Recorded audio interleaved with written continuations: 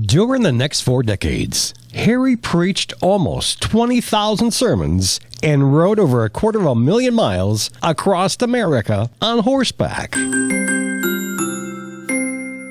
For legendsoffaith.org, I'm Rob Cutter. Harry was born a slave in North Carolina, but toward the end of the American Revolution, he obtained his freedom and became a preacher. Despite the fact that Harry was illiterate, he became famous as a traveling evangelist and was considered one of the most popular preachers of his time. He had a gift that anything he heard, he could repeat it exactly the way it was written.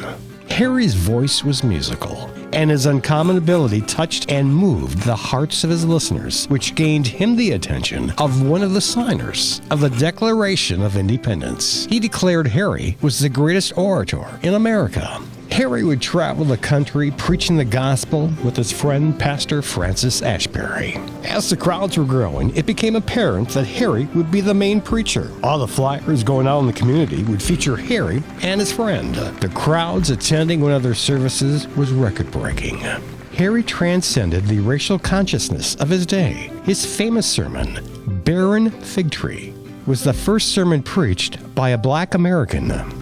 Both ministers traveled extensively through the New England and Southern states and shared the pulpits to thousands of people.